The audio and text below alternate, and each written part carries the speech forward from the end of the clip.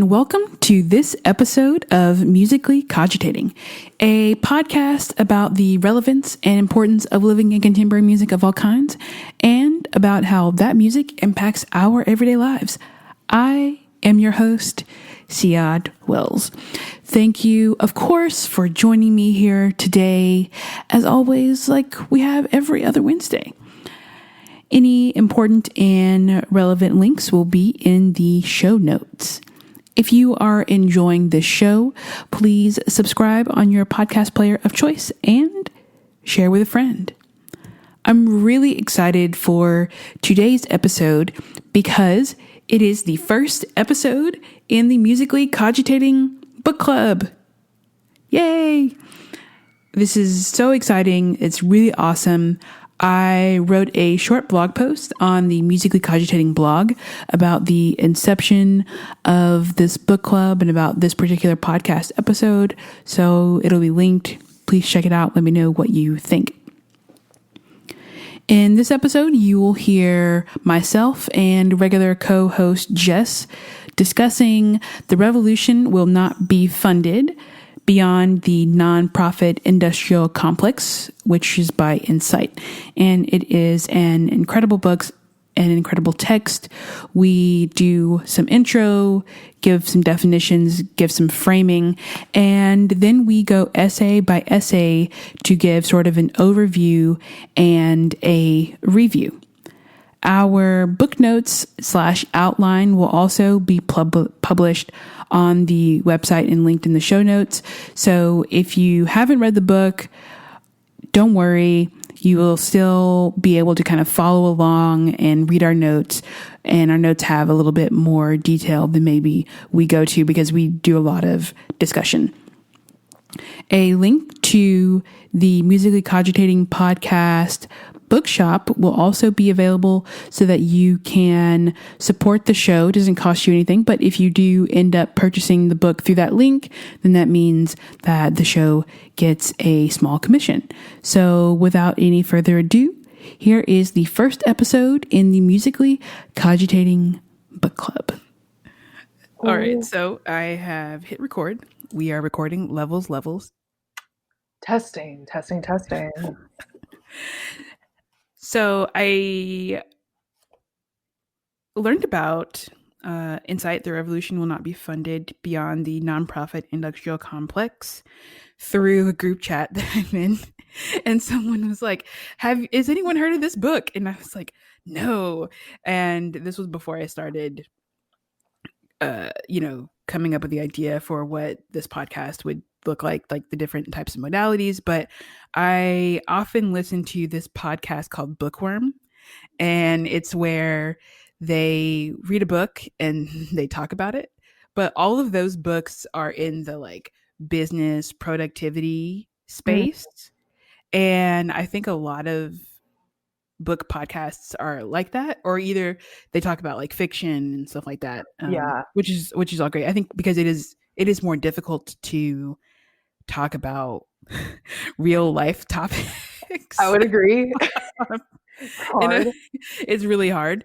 And so I think that's why a lot of people haven't done it, but that was what really, I think, intrigued me about the idea of having the space to talk about a book like this with people, because I think it's an important text, and I could see a lot of people, even if they were never to read the book, but looking at the notes that we wrote and listening to the show, could get a really good understanding of what the goal of the book is. So that's how I kind of came to it.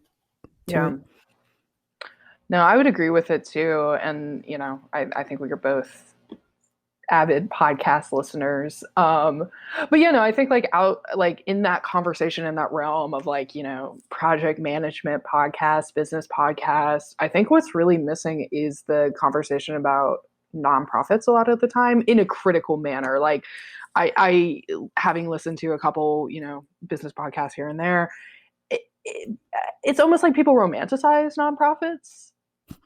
Yeah. Or the public sector to a certain extent. And we have our problems just like everybody else. So I think this text is a really good jumping off point to start talking about some of that. Yeah, and this goes without saying that the ideas that Jess and I present here are of our own and Mhm. of this podcast, but beyond that, it doesn't really involve the places where we work or the people who we talk to on an everyday basis. This is really just kind of our ideas, and we are critical of a system within which we both work Mhm. as well. So it's not like Yeah. we're not we are not we are steeped in Oh. the nonprofit industrial complex, very much so. So that's just a little, like be mindful of that, Mhm. um, because we might be critical, but we just want it to be better. I think slash burn it down. So Yeah, yeah, and I think we're going to discuss what 4 essays today, and yeah, each one of those 4 essays have they're all on a spectrum, right? Of like how to either reform or burn it down, right? The system at hand, and I think that is also to be acknowledged. Like it's a spectrum. It's not just like a light switch where it's like on and off, right? So right. yeah. So we wanted to start off today by defining a few terms because I think Jess and I have gotten to the point where we just will like say these combinations of letters to each other and we know exactly what we're talking Yeah. about. But I could see if you haven't read the book yet, or you might not read the book, but you're just really interested in what we have to say. You're gonna be like, what does that mean? Mhm. So the first term that we're going to define is the nonprofit industrial complex, or the NPIC, which is a system of relationships between the state, the owning classes, foundations, and nonprofit social service and social justice organizations. So it's this big machine that exists and rules over all of the public sector, as Mhm. kind of we like to describe it. Yeah. And the academic industrial complex, again, is the idea of how we've institutionalized education. So it includes the roles of universities in both maintaining the status quos and furthering harm caused by capitalism, heteropatriarchy, and, of course, white supremacy. Mhm.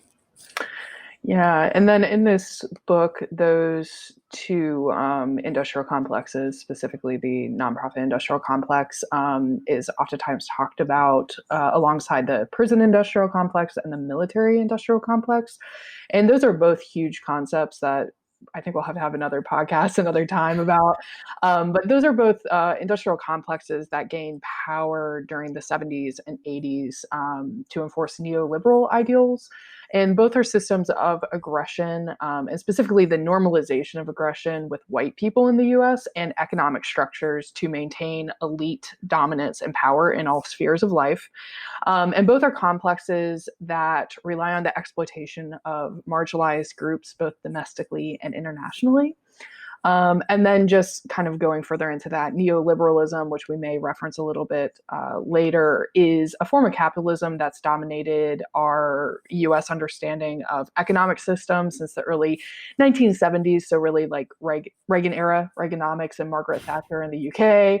And it's a strange contradiction that calls for a lack of government involvement, usually in social services, which is where nonprofits usually step in. So by social services, we mean education, healthcare, basic human rights type of things, but props up the military industrial complex and the prison industrial complex to enforce their ideas of aggression and economic structures. So it's all connected. It's all connected. There's the kind of connection between the nonprofit industrial complex and the prison industrial complex, I think, is really fascinating and is something Mhm. I'm still like new to learning about. I have the book, The New Jim Crow. I have not read that book yet, so that's a future podcast episode, I guess. Let's set a deadline. Yeah. um, but I think from what I know of that book and of Michelle Alexander, it goes into that a little bit. So, um, And I want to also kind of bring it back always to art and music. Mm-hmm. And this is so heavily connected to that because so many arts organizations are nonprofits. Yeah. And we kind of have to be. Mm-hmm. Mm-hmm. I mean, I'm just putting it out there. Like, there's no, the way that we've come to understand art and music in our society has made it so that people, they don't want to pay people for doing art or music, for making the Yep. thing.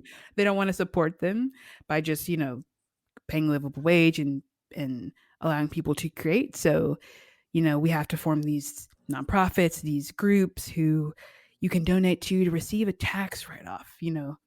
That is the really kind of broad, sweeping connection of, the nonprofit industrial complex to art and um, the art world, Mm-hmm. capitalism.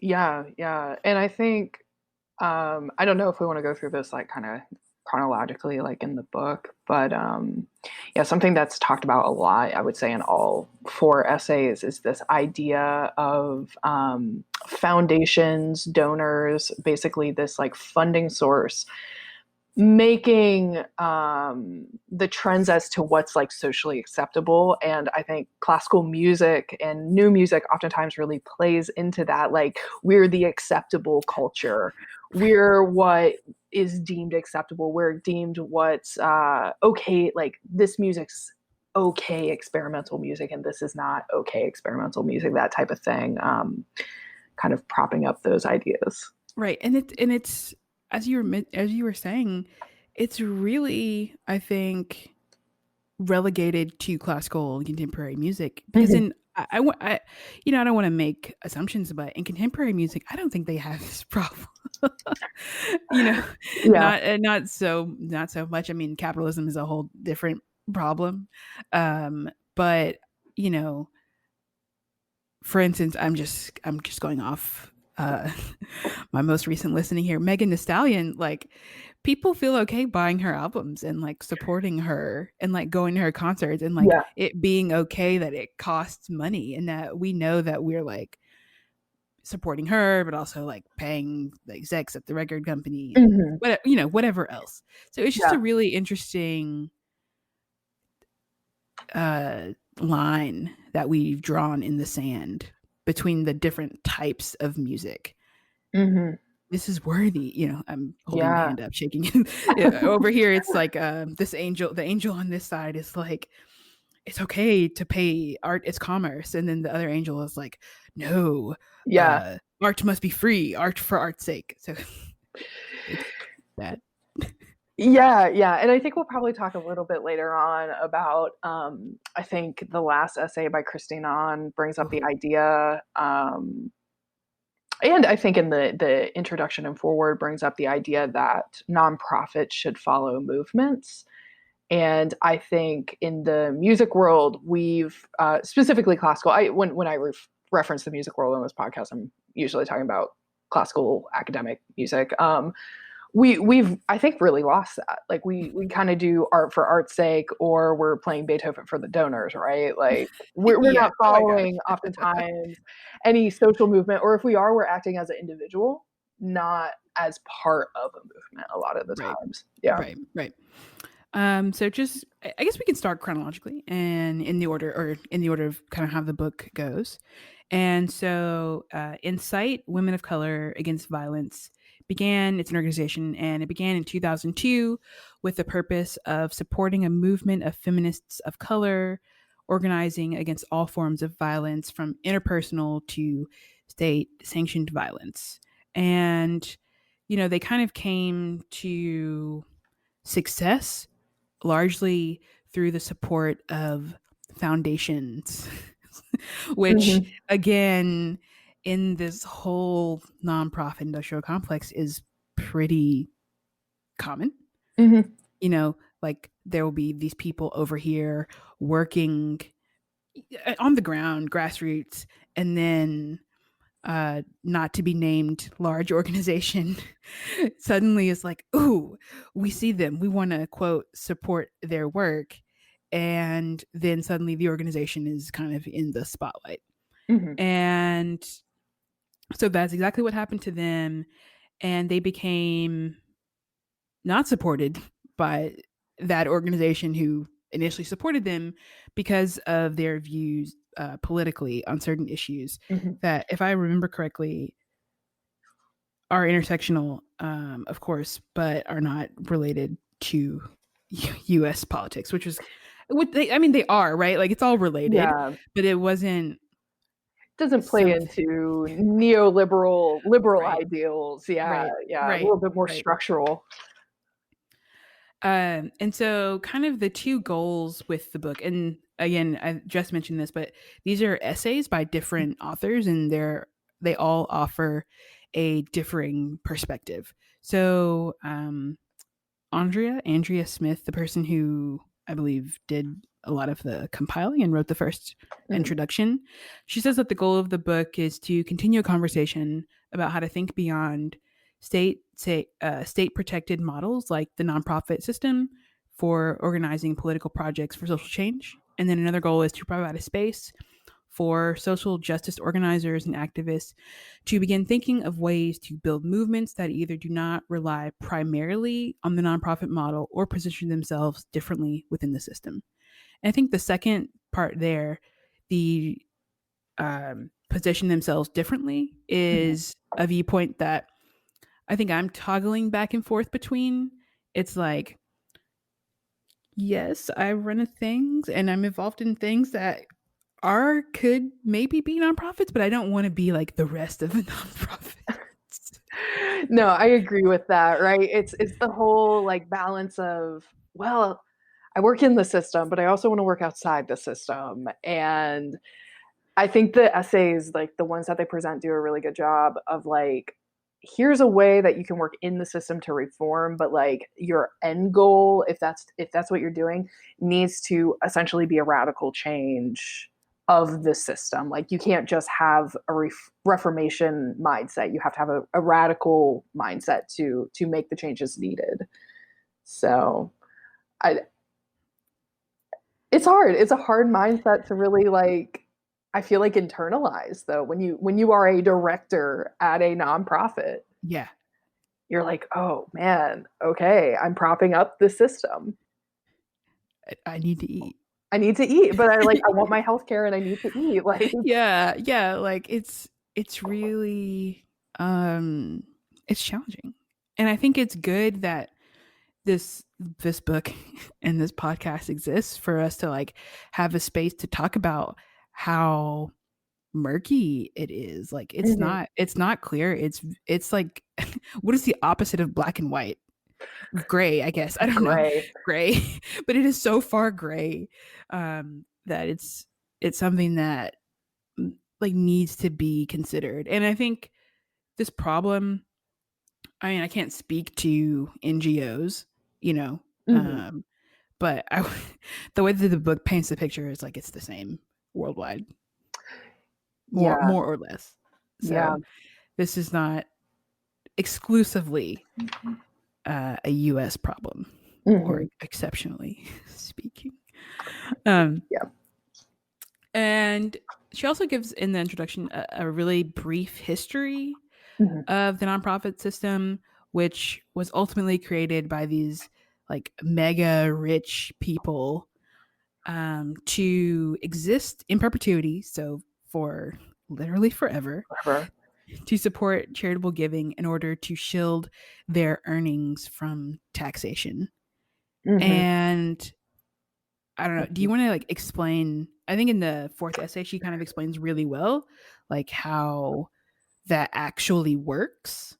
Because I Yeah. know, like, reading this and working in nonprofits and hearing about it, I was still like, how is it that people aren't taxed? But No, it's kind of crazy. Let me try and find the paragraph because I feel like Christina On, who works internationally specifically. She works at the DMZ between North and South Korea, trying to end the Korean War. But she makes the point that foundation money is twice stolen public money because it's a tax shelter and they're still making like profit off of that money, which is really, really insane to think about. And she actually ends her essay on and we'll talk about this a little bit more, on a antidote from the George Soros Open Society Institute meeting, and it's on page 74 if you guys are following along. And the paragraph starts, it's like, in a meeting of trusted inner circle of the Open Society Institute, the OSI, a private foundation started by international businessman George Soros, who is surprisingly in the news right now for some sort of like right-wing conspiracy about how he's propping up the left, but that's a whole other thing. Yeah. I'll put that in the show notes. There was a proactive argument that kept the group's discussion going in circles. Finally, an impatient George Soros exerted his authority, slammed his fist down and said, quote, "This is my money and we will do it my way," unquote.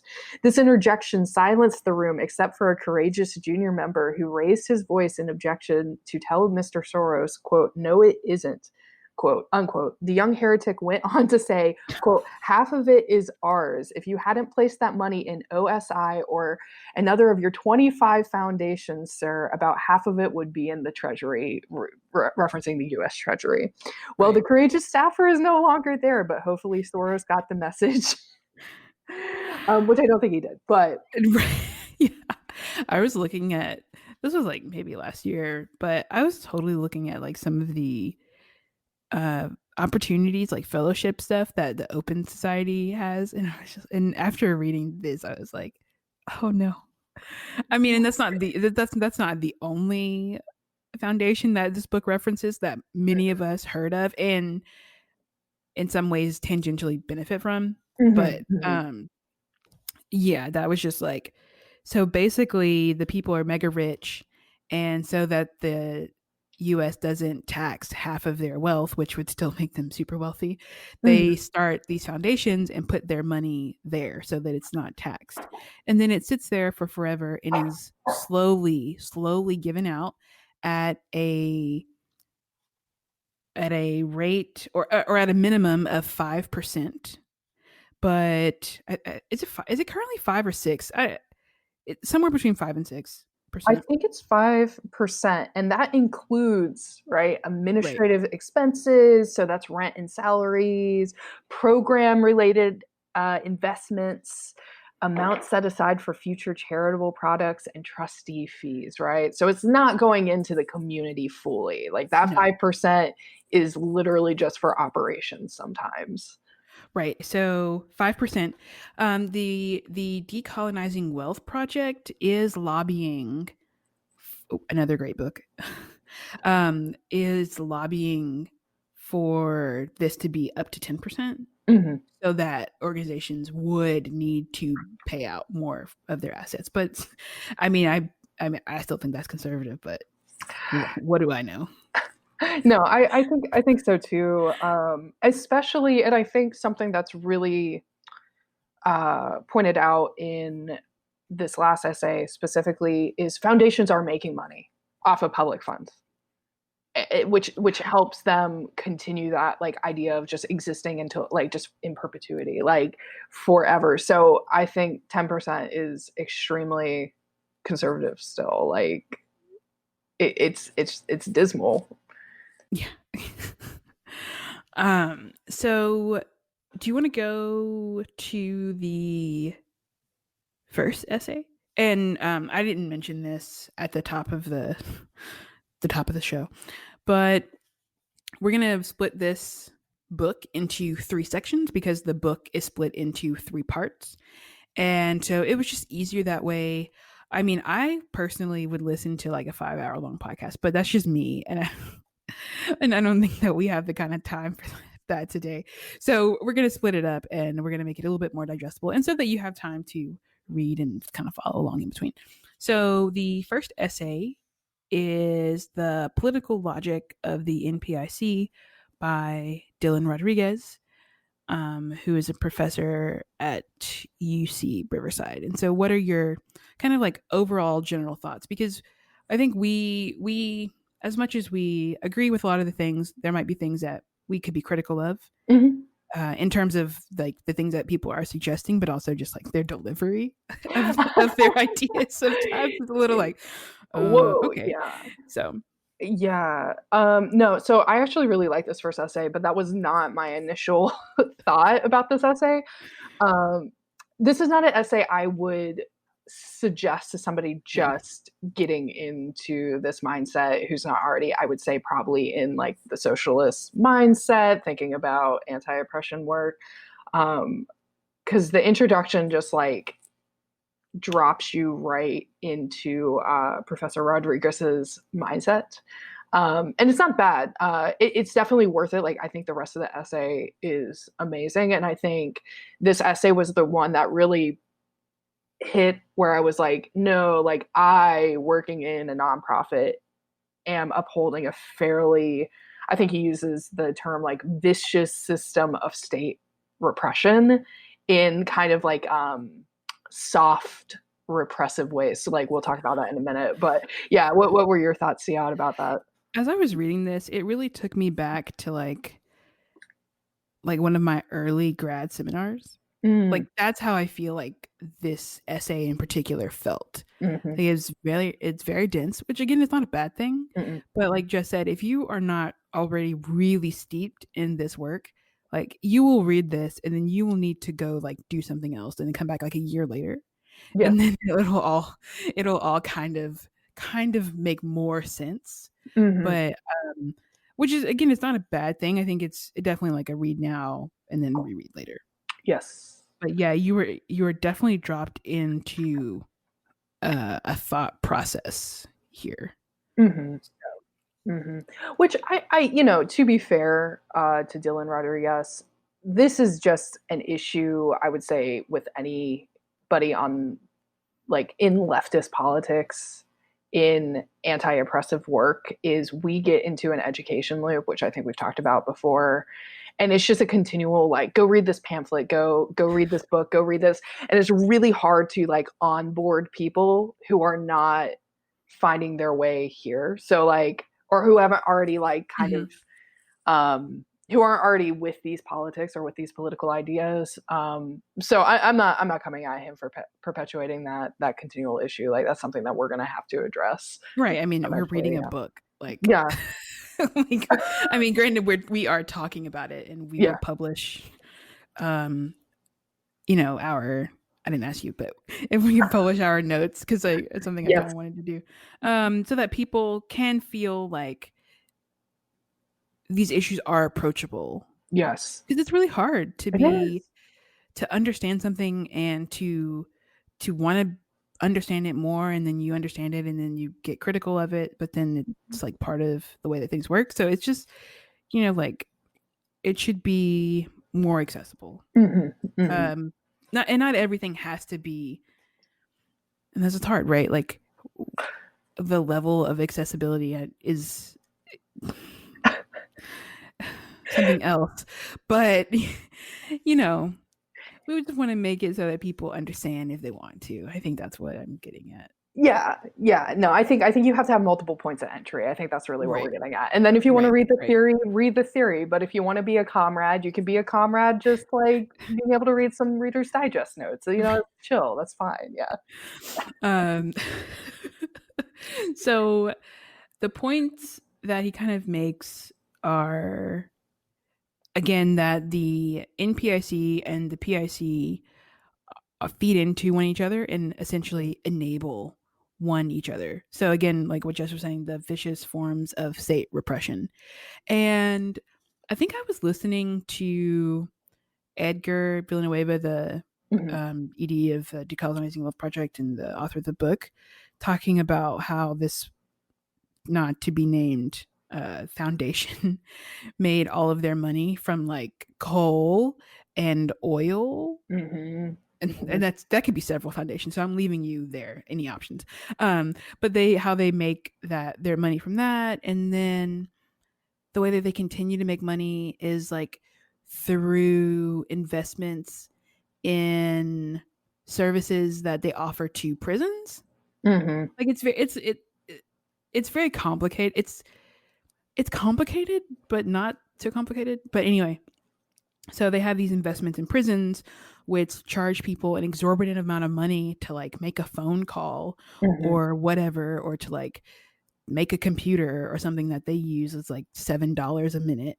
Mm-hmm. And then they are making money, and then people are donating back to the foundation from the money that they made. So it's just like this really circular system that it will exist in perpetuity Mm-hmm. because these foundations, they do, and it will continue to.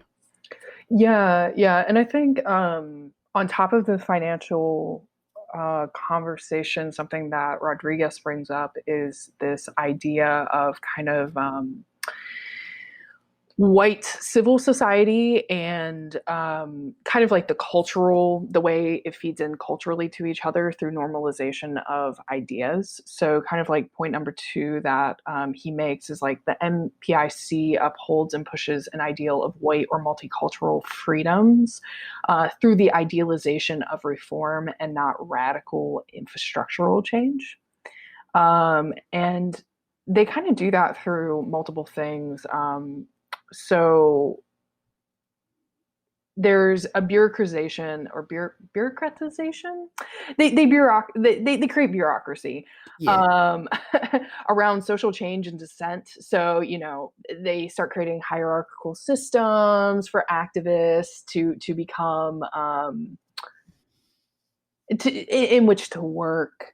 They push this idea of professionalism, and all of this plays into like how you get funds, how you go about grant, how you go about money, and then some of the like softer forms of this is like co-opting language by usually Black radical liberation movements and pushing it into the mainstream, but like completely just destroying their original meaning or original intent. Like I think the word woke was like is probably one of the ones in our lifetime. Yeah. It's this generation that was like really co-opted. Like it just doesn't mean anything anymore to be like, oh, you're so woke, like. I read How to Be an Anti-Racist. I'm woke. I'm anti-racist now.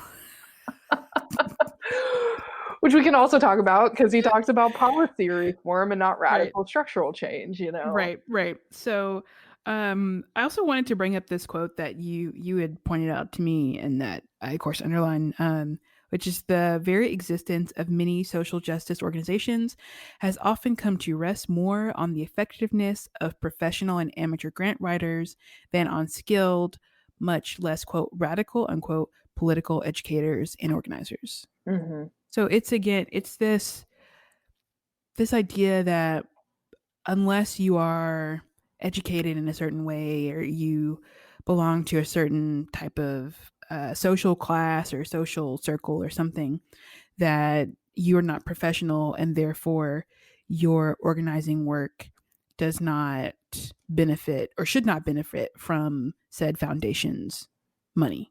Mm-hmm. Um, Mm-hmm.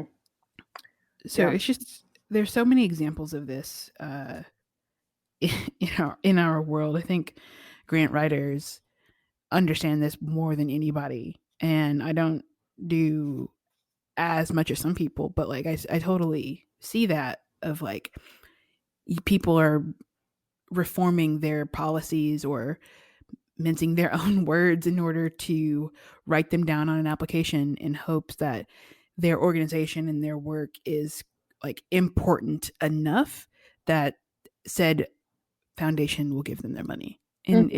it's a problem. Yeah, and I think like that's one way the foundations, right? So like in all these essays, they kind of talk about how this is one way foundations exert control over the nonprofit sector and the public sector is, they're creating the guidelines for grants.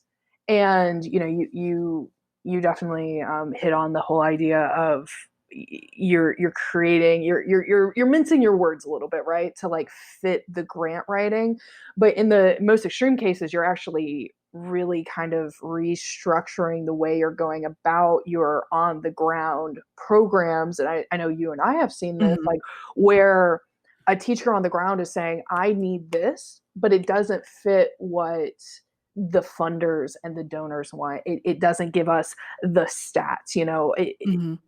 A lot of times people on the ground want long sustained relationships with these communities, but that doesn't look good data wise. Data wise, what looks good is like hitting as many people as possible with, impact. I put that in quotation marks. Like how wide is your impact, which translates to how many people have you like helped, once again in Helped, right? quotation marks. But you're not making any sustained change. It's all for funding. Right, right. And it's it's mission drift, but almost, but not really. It's like Mm-hmm. we changed our mission so that we could get this money so that we could continue to do our work with the money. It's just it's a weird relationship. And Mm-hmm. kind of the example that you were talking about is laid out really well in the third essay, Mm-hmm. Black Awakening in Capitalist America.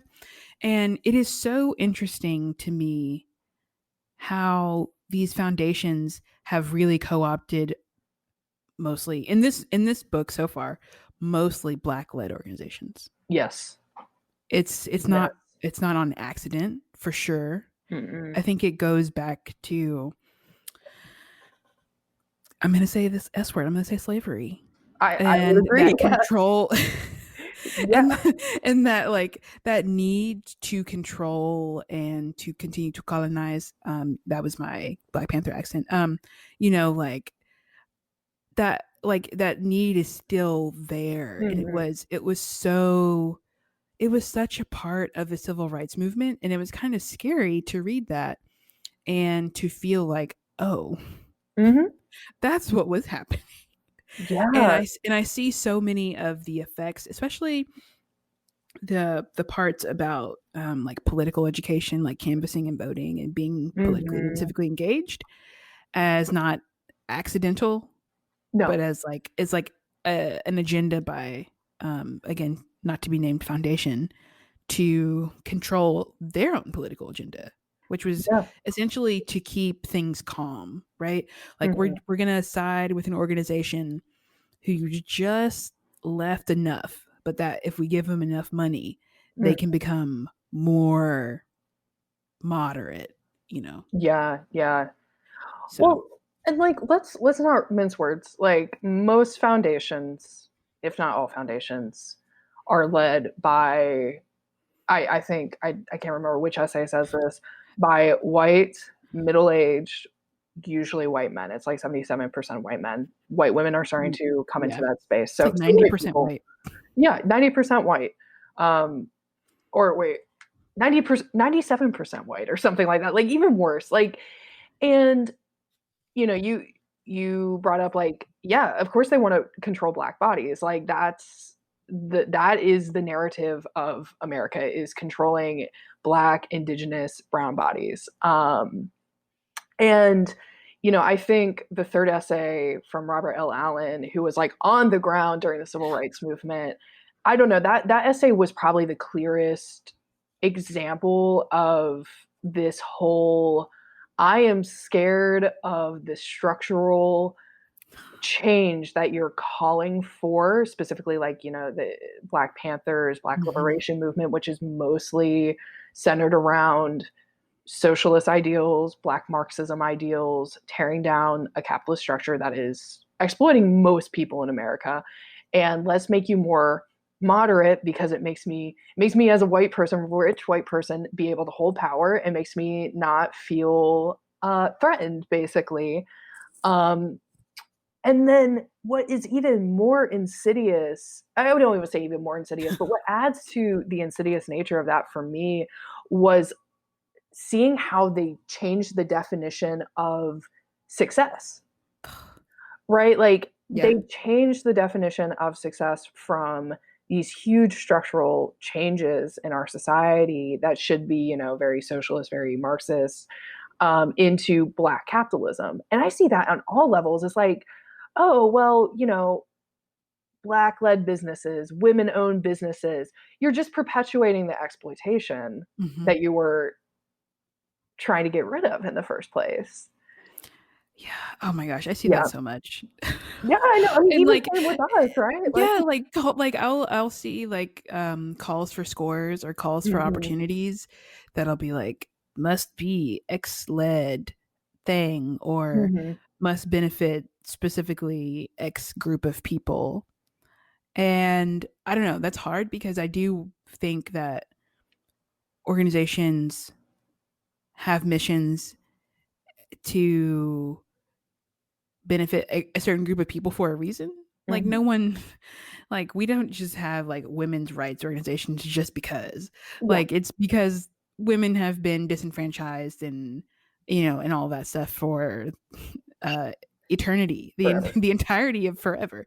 So, that's like why an organization exists, but so often it's like it must be X led or whatever. And it's just like, yeah, but I don't know. Mhm, Like there's something there of like, yes, organizations that benefit one group of people should probably be led by someone who is of that particular community. I mhm. do agree with that. Yeah. But I think again going back to like what you're saying, it perpetuates an idea of success that is ultimately just harmful Mhm, to everyone for everyone. So, mhm, mhm.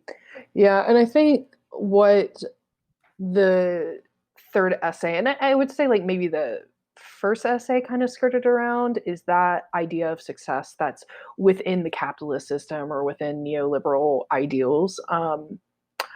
Misses the class conscious discussion, right? Like I think in the third essay he talks about how a lot of foundations, white led foundations, specifically looked for quote unquote educated mhm. black people or educated or like middle class, people who fit their already version of success, which was usually people that had means and already had some sort of privilege over working class BIPOC people, right? And just continuing to perpetuate that idea. And nonprofits do that, right? Like going back to Right. the nonprofit world. Anyway, sorry, I'm ranting. Go ahead. No, no, no, no. I was listening. Yeah, yeah, yeah. Nonprofit. Yeah. Yeah, no, I mean, it like goes back to this nonprofit world. Like most nonprofits I know are led by college educated white people, Yeah. usually. Yeah. And even in the classical music world, right? Like our idea of success is like, oh, I don't want to, you don't, if you don't want to go into the symphony circuit, right? Which is already usually nonprofits in and of themselves supported Hmm. by foundations, which we'll get into, I'm sure. Well, you have to go work for another nonprofit that's smaller, providing some sort of community education outreach, which is already problematic. Or you go start your own. You go start your own nonprofit that isn't actually serving the community. You're continuing a perpetuation of not paying your musicians, not paying your workers, or if you are paying them, you're paying them like really terrible wages, but like at least you're the boss, right? At least you're the EP Yeah. or the artistic director. Like you're just continuing the nonprofit industrial complex. Right. Yeah. Right. Which is like again, I think it's where we both are. Like I Mhm. remember you telling me that uh I mean, I think it's okay to say Yeah. you and your dad were having like a really similar conversation Conversation. about like if you're not happy, then just like go do it yourself. Yeah. And it's like after you said that, I was like, "Oh, that is so much about what we tell people." Like we tell Yeah. people that they can't be upset with their workplaces or whatever. So it's like, "Well, if you're upset, just go do it yourself." And it's just like that doesn't really solve the problem, which is like No. I'm not upset about a specific situation. I'm Mhm. upset about the entire structure of it all. Higher structure. Yeah, and like that was, harkening back to that conversation with my dad who works in the tech sector. So that usually private corporation attitude is like, well, it's the Silicon Valley attitude, like go create a startup. Why would I go create a nonprofit startup just to exploit people in the way I've been exploited? Like maybe I feel better, but the three employees I am managing under me, don't feel better. Like, Right. yeah. Anyway, okay. It's just like it's all connected It is. to this Mm-hmm. nonprofit industrial complex. Let's see. So some of the kind of solutions. Oh, well, and there was a point too here about the NPIC as political epistemology, the cooperation of political imagination, and like we don't have to like go on that, but No, I'm I talking about think that's an epistemology. important. What did you say? I don't know if we're ready for a discussion about epistemology. I'm probably not, I am but not. I think it's just like it's interesting, and it made me Mhm. again think about like, oh, this is a book, yeah, I would read in class. Like made me feel like, oh, you write paper about this book. Yeah. So anyway, so what were some of the, like the solutions that you feel like he offered? Yeah, I don't know if he offered like a direct solution in my mind. It was more, I feel like the last point that stuck with me with this essay, and please add to this, is he was saying that we kind of have to recognize that the nonprofit industrial complex as it exists, the system has told us as social activists or as creators that this is the only system that we can operate in. If you want to exist, you have to create a 501c3, right? You have to go through these types of funding. And he has a quote in here that says, quote, organized, under-organized, and ad hoc movements of imprisoned, homeless, and undocumented people, as well as activists committed to working beneath and relatively autonomous to the nonprofit industrial complex's political apparatus, may well embody the beginnings of an alternative US-based praxis that displaces the nonprofit industrial complex's apparent domination of political discourse and possibility, unquote. So really, in my mind, it's starting to either hook up with social activists who are already experimenting outside of the nonprofit world as it exists, or doing our own experimentation, right? Which has its own risk, which we can talk about. Mm-hmm. But that's kind of Mm-hmm. what I took away from this first essay. Yeah, I would totally agree. And there's also a point to be made here. I think in the introduction, she kind of talks about like being a professional activist Mm-hmm. versus like not. And that's really hard. I think, Yeah, I would agree. you know, it's like you want to be a change maker and you want that to be like your work. And you still, like I always say, you need to eat. So like, where are you in the middle of that? And I think Mhm. the quote that you just read kind of speaks to how people are doing things just ad hoc, like he says, all all willy nilly. Um, but they're not quote professional activists, and they may not be benefiting monetarily. Mhm. So it's hard because I used to, and maybe sometimes still do, romanticize the idea of what it would mean to be a career activist. Yeah. And like I know people who work in organizing. I know people who work for nonprofits Mhm. who are grassroots but are still very within the structure. Yeah. Not music related, you know. No, So yeah. Yeah, I think it's it if you're okay with me bringing kind of like an outside yeah. influence into this discussion. I've been reading a lot more about 1930s intersectional labor activism and race and gender activism that was happening in the US. So the labor movements and the 1960s, and talking to a lot more union organizers, names omitted to protect the innocent. Um, but their big thing is like, you don't have to be a professional activist to incite change. And that's like really what the 1930s and 1960s really kind of showed is you can work as a rank and file employee, which is somebody who is against the boss or against the system, while you're embedded in the system. You you can make activism part of your day-to-day life and organizing part of your day-to-day life. And it's, once again, kind of trying to find that balance between working in and outside the system, because you still have to eat, right? Like, we don't Mhm. have the emergency safety nets to just allow us to be like, you know what, screw the nonprofit industrial complex. It's fine. I'm going to quit my job. Like, we have to pay Right. rent. Like, that's not how the U.S. works, unfortunately, right now.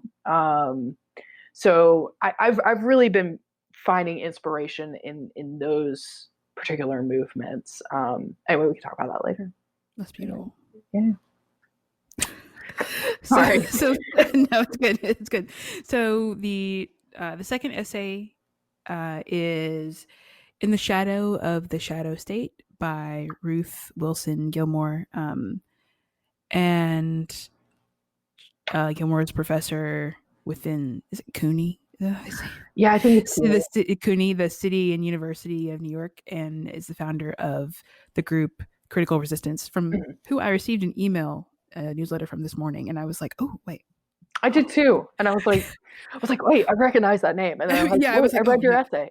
yeah, I was like, oh, small world connection.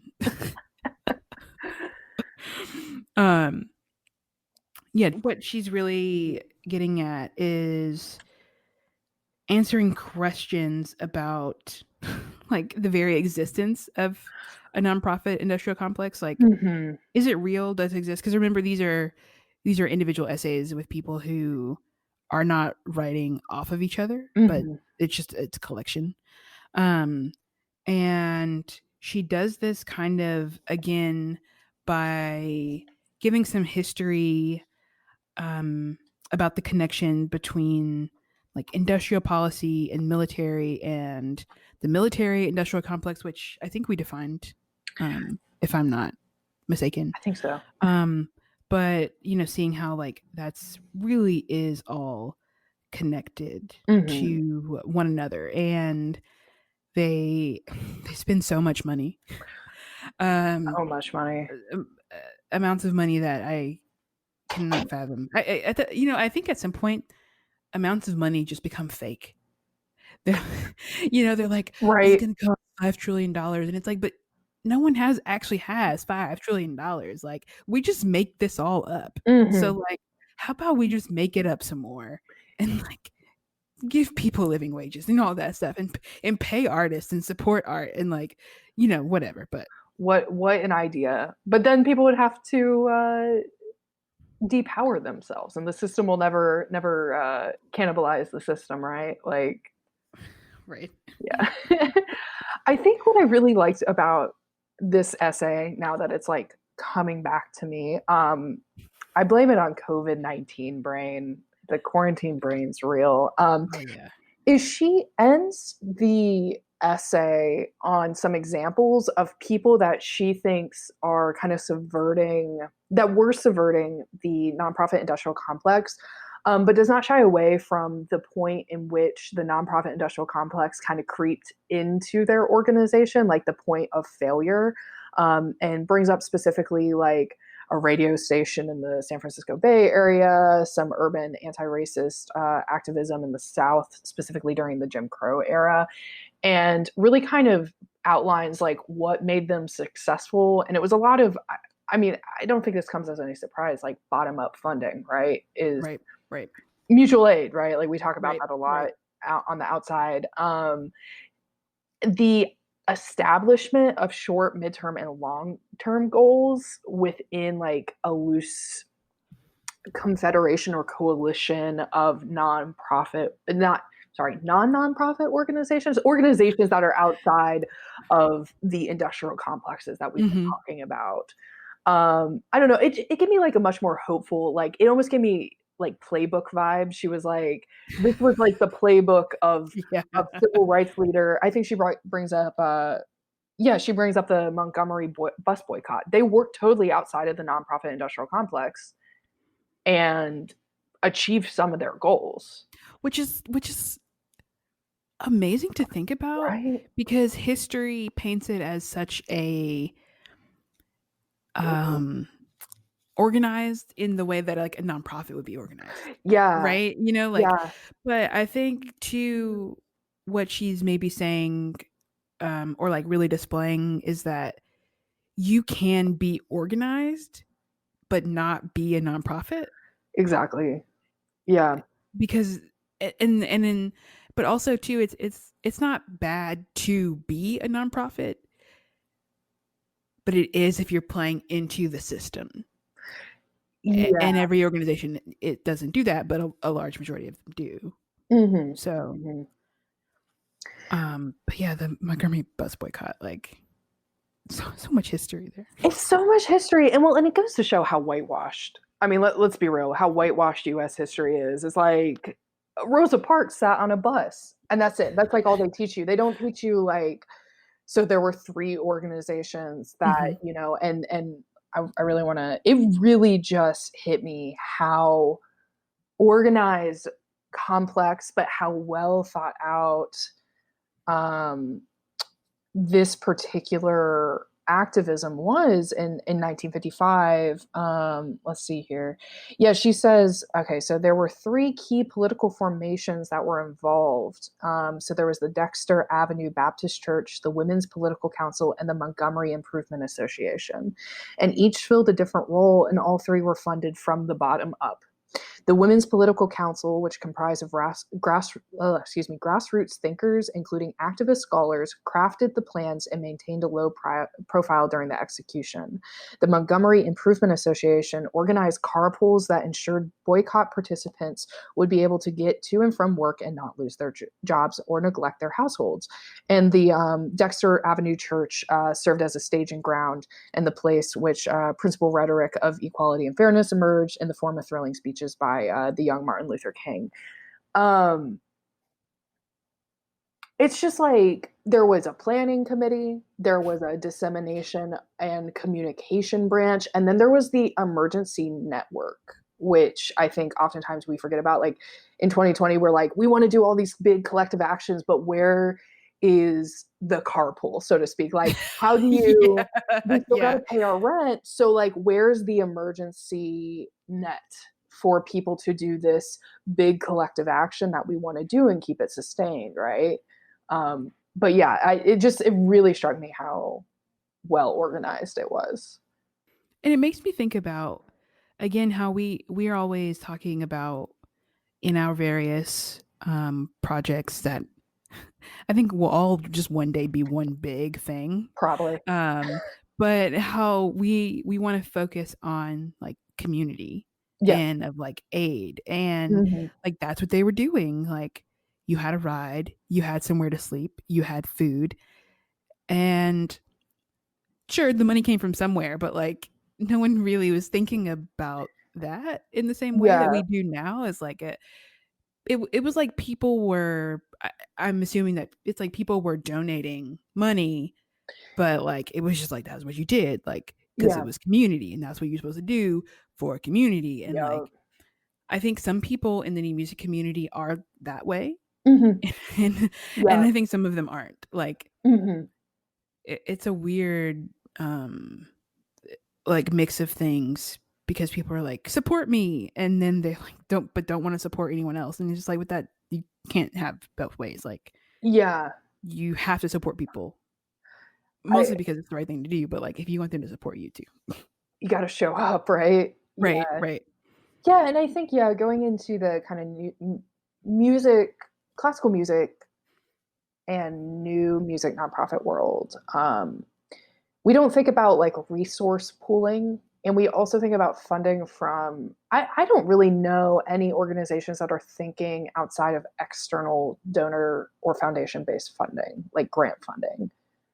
Um, and I think that's I think you hit the nail on the head. You know, we've had so many conversations about like the lack of community. Like we're so isolated, which is like one of the biggest disservices I think nonprofits have of all sectors. Like we've siloed ourselves and we Mhm. don't actually talk to the communities that we're serving, like in quotation marks. Like we're not part of the community anymore. We're acting as like independent, autonomous entities a lot of times, just kind of like overshadowing things or Mhm. like I don't know how, just operating outside of the actual, yeah, actual networks that exist, I feel like, over Right. the time. Yeah. Yeah. Yeah.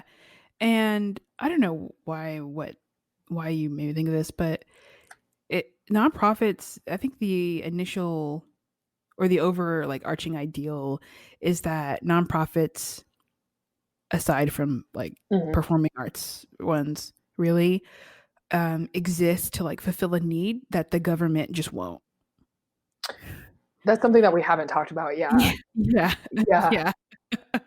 It's like the government is like, we don't feel like doing that. Mhm. So we'll kind of give you a little bit of money, which is really just a quote tax break, which is for the nonprofit is not meaningful, but for the person who donates can be who donates a large sum of money can be a really significant tax Mhm. break. But um, yeah, they're just like, oh, we'll give you some incentives, and you'll fulfill a need that we just are too lazy to.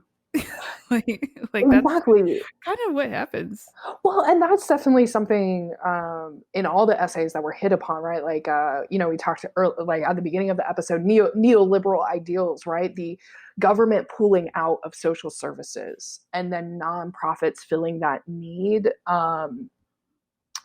And I think in the music world, we see it specifically in culture, which I think is, evident, but also like weird educational outreach sources where it's Yeah. like, Yep. oh, well, maybe you're operating in the Southeast. I see this a lot.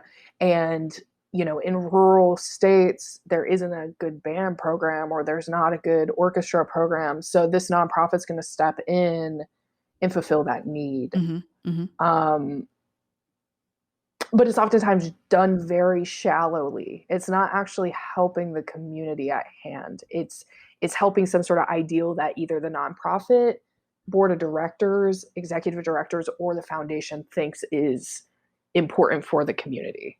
It's not Right. actually the community saying, I need this. It's us telling them they need this. Right. Yeah, in the majority of cases, In the I majority. believe that to be true. Yeah, I totally know some people who the very story that you just told of like they live in a rural place Hmm. and there is no band, choir, orchestra, guitar. Yeah.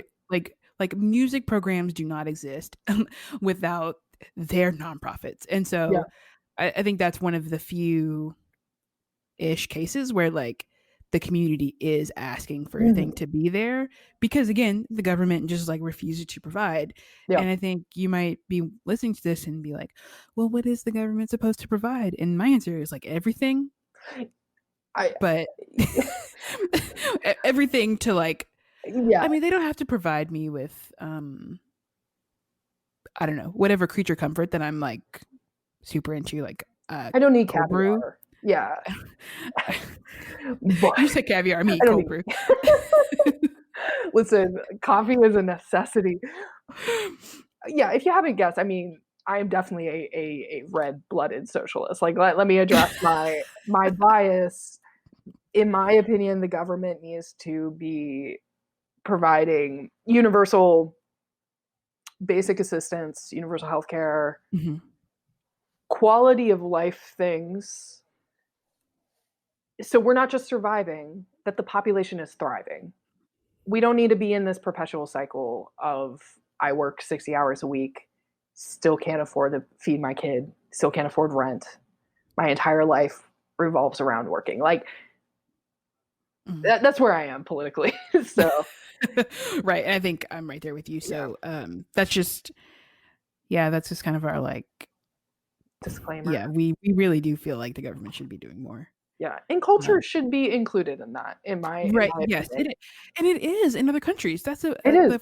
the more frustrating thing too is to like to know that it's not this way in other parts of the world Mhm. where like it's not a perfect system, but No, like arts and culture are state supported, and I mean, you know, that's why we are able to, kind of hold up these institutions or artistic movements or whatever like in such esteem is because they can continue to exist in perpetuity because they're supported by the state.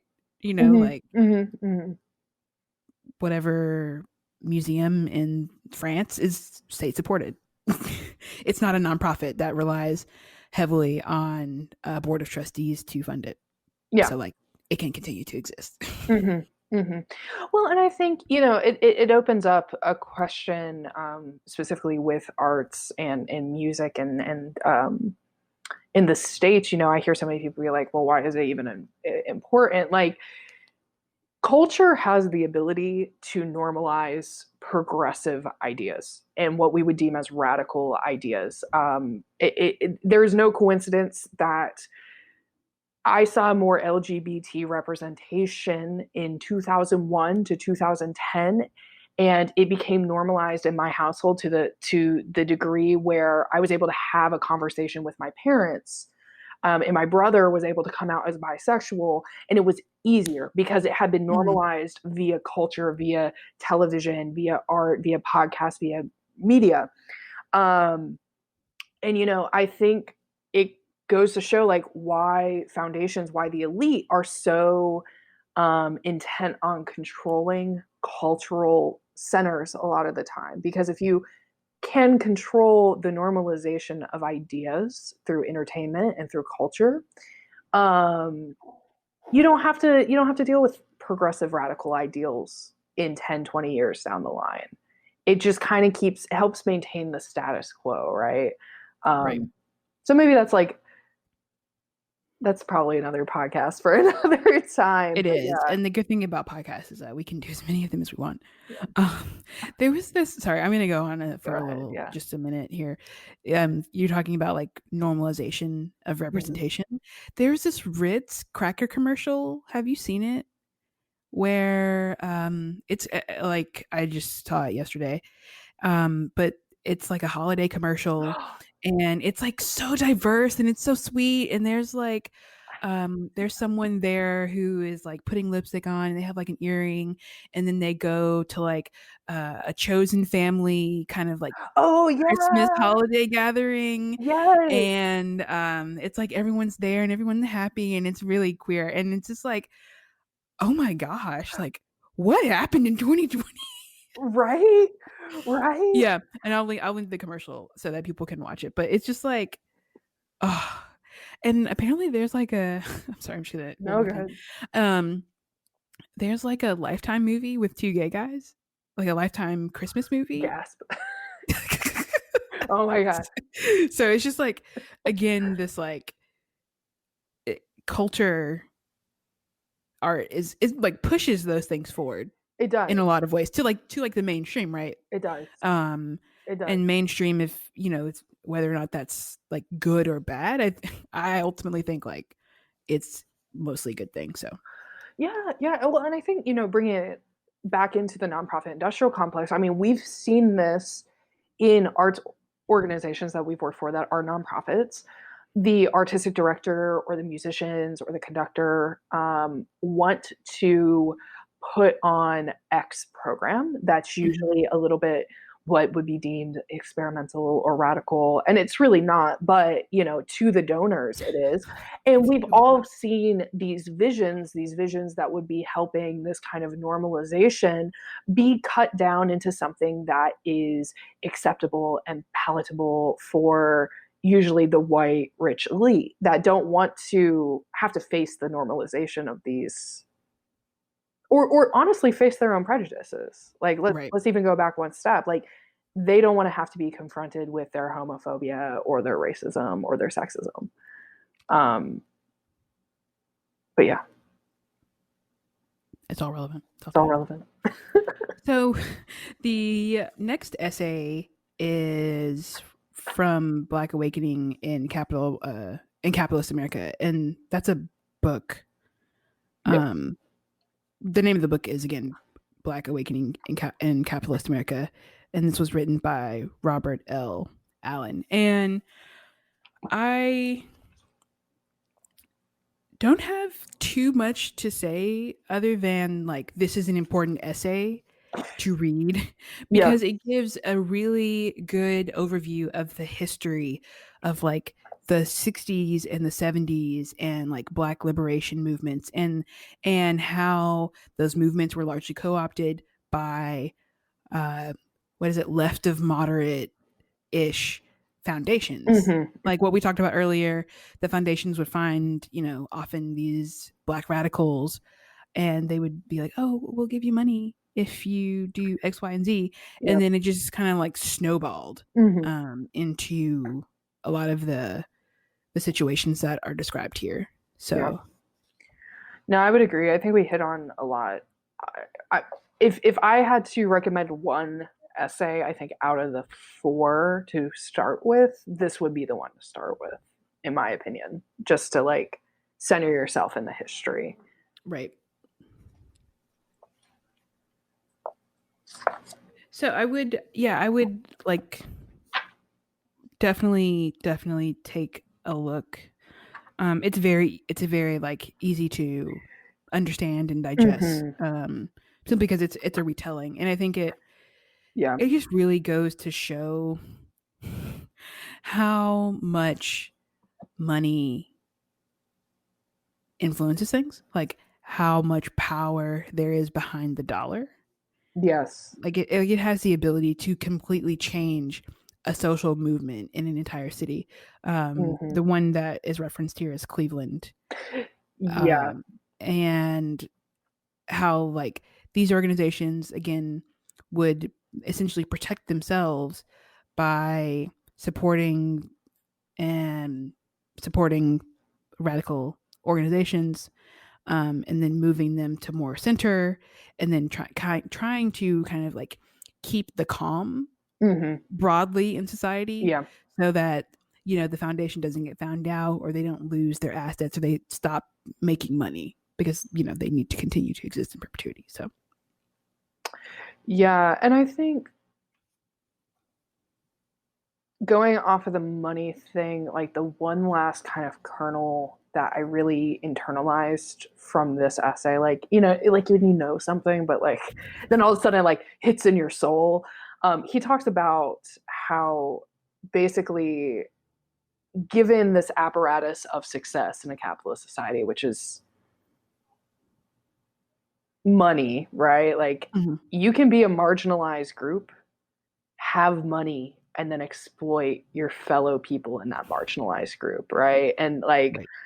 once again, that, like I know that, but like the internalization of that fact is like I think working in a nonprofit, like really taking a moment to be like, yes, I'm a woman or I'm femme working in this nonprofit.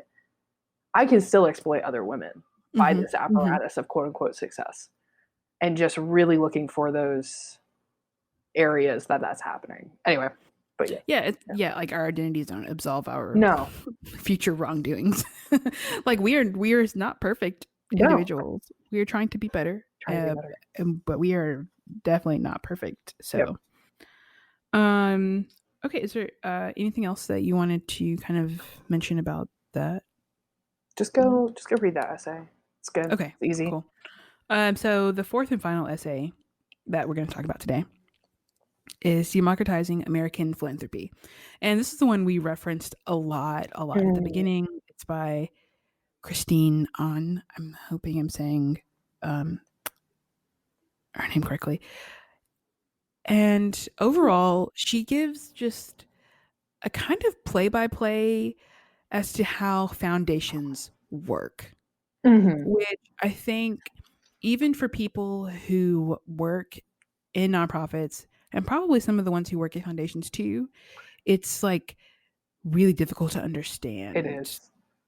on Yeah. purpose, because I think if more people understood, then we would be like, well, no, this can't be like this, Hmm. can't exist like this.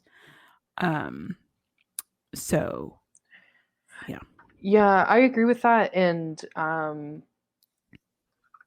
she really hits on the lack of public accountability. So like this is public Hmm. funds. Like she just point blank says this is stolen public money.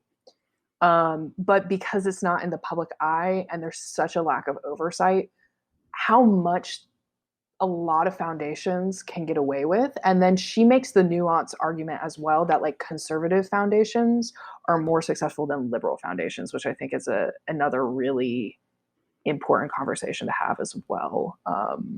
Yeah, like reading that was kind of scary Yeah. because like but and the success that Jess is talking about is basically that they're able to change political dialogue and belief and discourse around whatever it is that is their Hmm. current political agenda.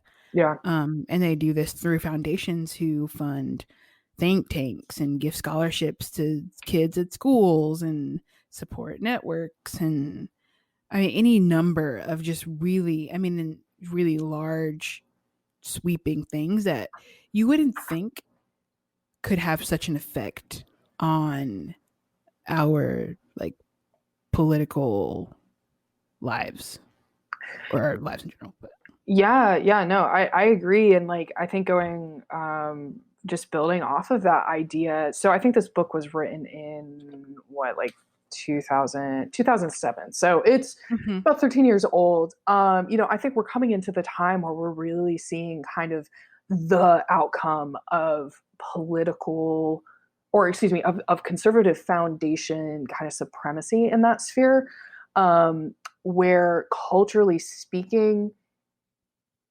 we are our political consciousness is very right, like right wing right now. And that's what's been normalized through a lot of this foundation's work, like through these networks of education, of once again, like this cultural idea of what it means to be a neoliberal progressive, like keeps getting closer and closer to center. And that's thanks to a lot of these just foundations being able to throw money at their ideas. Yeah, yeah. Like that's it. Like just they have an agenda and they're able to put money behind that agenda. Like We want to fund a think tank to come up with data that supports our arguments. Okay, yeah. here's $10 million. Yeah, Like, exactly. They can fund research that supports them. They can fund um education campaigns in public schools, which we can go into more in probably a later episode. Culture, once again. And that doesn't absolve liberal or left leaning foundations. no, Yeah, she was like the left ones are as bad. as bad. They're just not. They just don't have as much money, as much Yeah, financial power to put behind their ideas, basically. and she I would say this might be my first choice if you're Mm. like if you're coming to this book and you're like, okay, because you don't have to read the book in order, right? No, Like no, you don't. we're just doing that for the purposes of making this podcast easier to like understand to listen to and like Yes. follow along with. Um, but I think for the person who is like, aware of like a family foundation that like Hmm. knows that they exist or like even like these large what I would call corporate foundations. Yes. And not corporate like not like Target, Walmart foundations, but like these just large foundations that have existed and they're essentially businesses. But she gives a really good account and a debrief of like how they came to be again, what their purpose was, what they do, what they don't do well. Um, Again, as Jess was saying, she really goes in on how there is no public accountability, Hmm. um, which again refers to kind of like how much money organization for foundations are required to give out, but like required assets, like again, you mentioned that that 5% can go towards literally anything. So it often doesn't even go back to the communities that they claim to serve. Mm-mm. Um, Yeah, I think she yeah. gives some really clear examples as well of foundation money gone awry, like agendas gone awry. So, like, once again, the whole idea of kind of disregarding the experts on the ground. And once again, I won't go. I won't name names. You can go read the essay if you like. No. But specifically, once again, rich people using Africa as a playground, basically, for medicine usually, and experts on the ground saying we need one thing, and then rich people saying, no, I'm going to put money behind this particular medical advancement, and I wouldn't even call it a medical advancement, at the detriment of the actual services needed on the ground. And like reading that, it made me sad is a strong word, but it kind of made me a little sad to Yeah. to know that that's how that's working because again, ignorance is bliss. And I was just like, oh, this foundation whose name we're not mentioning to protect, Various well, you can read it in the book. Like people. I, just watched a documentary about this foundation and I was like, oh, they're doing good work. They are solving X problems Yeah. in the third world. And it's really in this book, she really lays it out and how like they're actually not. And Yeah. she it's under the section towards the end of this one called for anyone who's listening called doing good and good Yeah. PR. And I was like, oh yeah. It just goes to show just good marketing and PR, how far that can take you into just pushing yourself into the public conscious, but pushing yourself into a favorable position Mm-hmm. in the public conscious.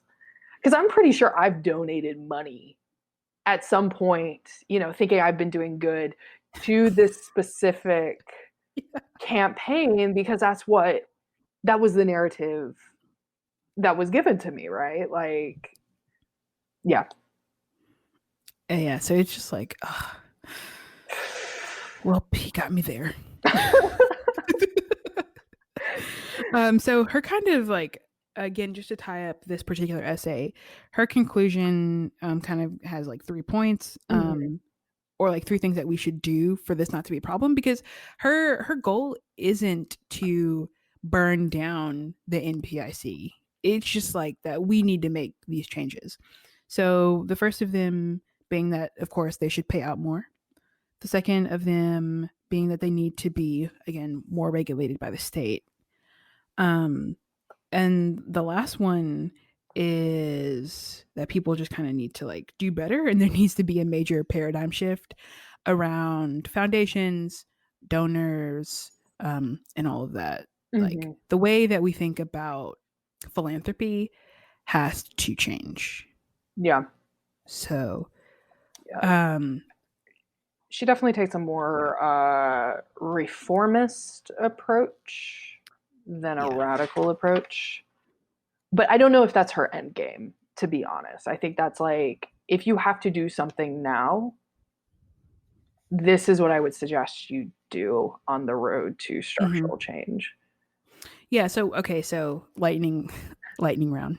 Pew! That was a I'm just gonna leave that the Do sound it. I made in. Okay, so we're gonna play a game of who would do what. Okay, Let's so we're go. gonna rate all of the essays in terms of if the author would burn it down or reform it. So, knowing what we know after having read these essays, would Dylan Rodriguez burn it down or reform it? 100% burn it down. Yes, And yes. I would say he puts out a pretty solid argument for burning it down. Yes, Yes. yes. Okay, our second essay was my tabbies. In the Shadow State, would Ruth Wilson Gilmore burn it down or reform it?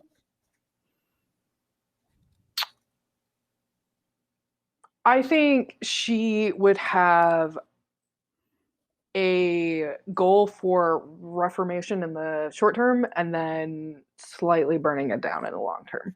Yeah, I That's agree. the feel I get. Sometimes you say like a controlled burn, Control burn.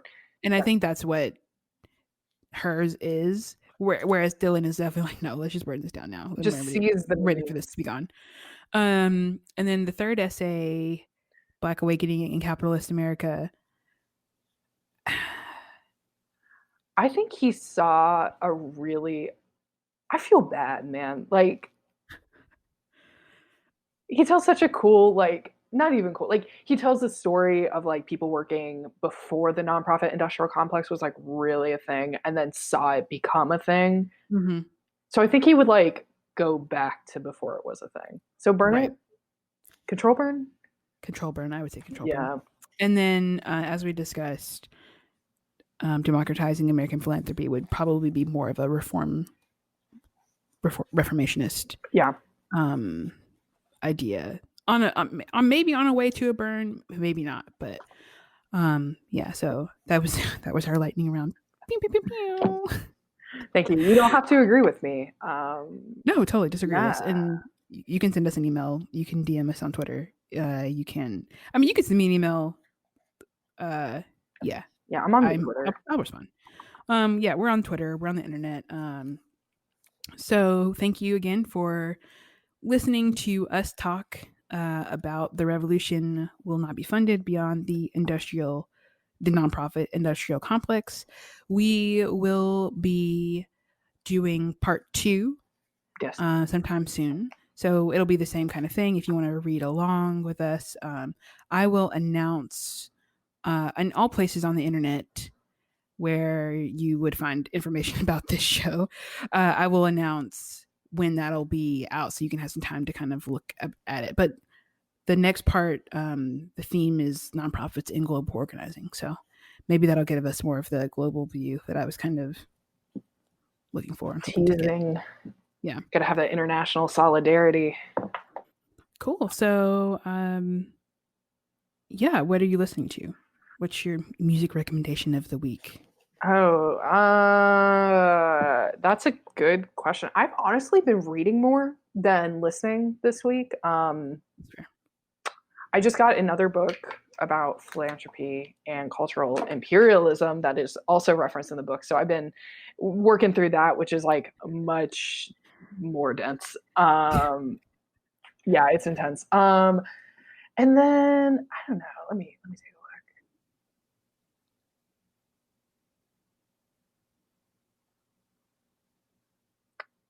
Oh, I've been listening to the Bechtel cast more.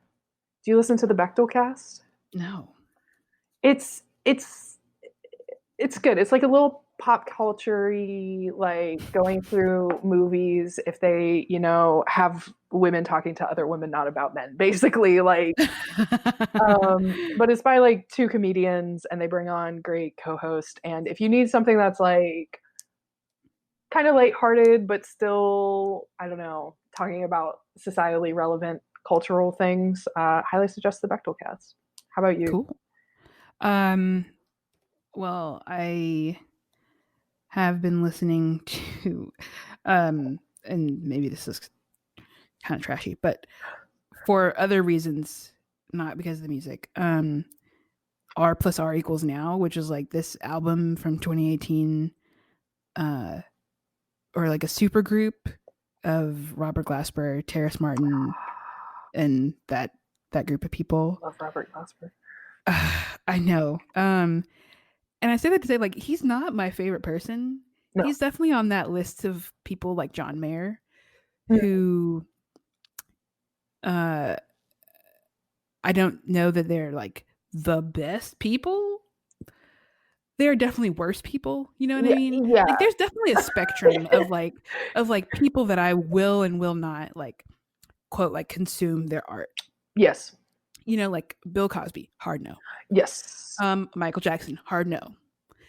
John Mayer, he's just kind of like, he's like a, you know, so. It's kind of like, am I listening to him on Spotify and is he getting like 0.1 cent off of every listen gray area? Yeah, I feel that about Robert Glasper. Like, man, some of his stuff from the 90s is so good. But yeah, like his very first album, or one of his very first Canvas, I think it's called, is like one of my favorite things to listen to, especially on CD. But like the things that I've heard about him and about the things that he's said about like Lauryn Hill and like just all these other women just makes me like so you'll be expecting a podcast about cancel culture sometime in the next year between the both of us. Let's go. as it refers to artists and musicians, because man, that is a whole thing. Thanks, Jess, for being the semi-regular co-host of the Musically Cogitating podcast. Thank you for having me. It's always a good time. So, what did you think? Please let me know. You can leave me a review. You can send me an email. You can send me a DM. I just really want to know what you thought of our show. Part 2 of us discussing this book will be out in February. Don't forget to follow the show on social media and on our website. We also have a newsletter where you can subscribe, where you will receive some additional bonus content from the show. And if you are listening to this on Apple Podcasts, please give us a like, rating, and review, as it helps me to make the show better. Or if you are on Podchaser, you can leave a review there too. You can also support the show by buying us a coffee or a book, or using the Musically Cogitating Book Club bookshop link in the show notes. So that's all I have for today. I will be back in 2 weeks with the next episode. Until then, bye-bye.